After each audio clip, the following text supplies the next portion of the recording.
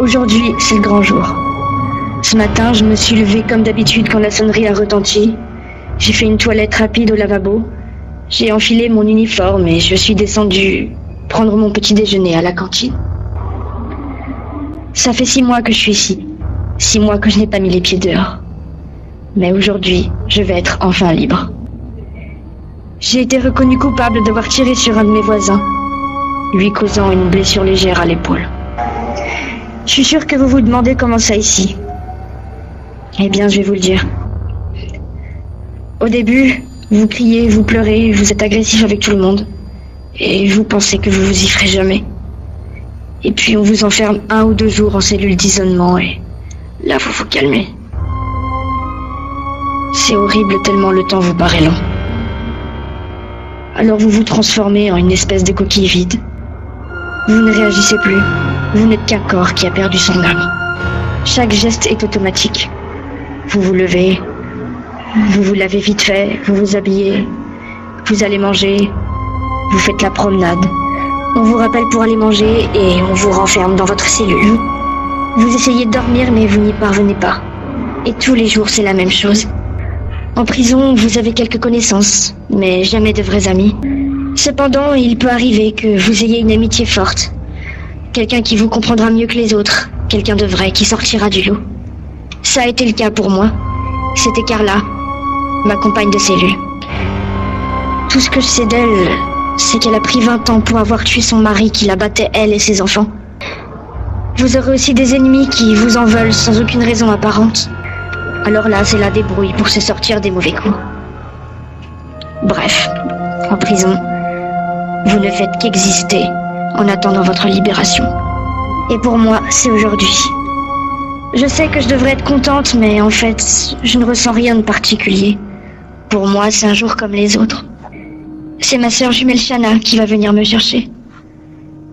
Elle a toujours été là pour moi. Pendant tous ces longs mois, ça a été la seule à venir me voir au parloir toutes les semaines.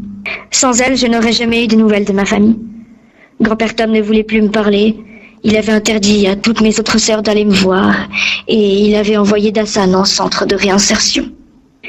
J'ai toujours admiré Shanna. Elle est forte, combative, infaillible. Et elle est toujours là pour me remonter le moral quand ça ne va pas. Je ne sais pas comment elle fait. On dirait que pour elle, c'est une seconde nature. Pendant tout ce temps, ça a été mon pilier, ma bouée de sauvetage et ma bouteille d'oxygène. Ma raison de continuer, quoi.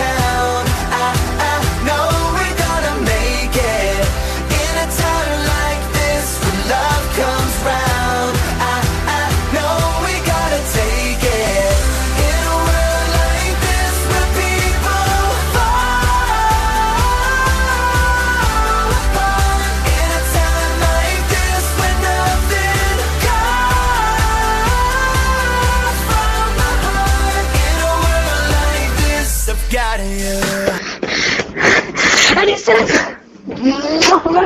Ma petite Lily. Tu vas me brûler la moitié, ça me fait super plaisir de te voir. Ma sœur. Allez, viens, on y va. Ça retourne ici, c'est fini. Mais on va où? C'est pas le chemin de la maison? Oh, grand-père Tom m'a viré de la maison parce que je venais te voir toutes les semaines.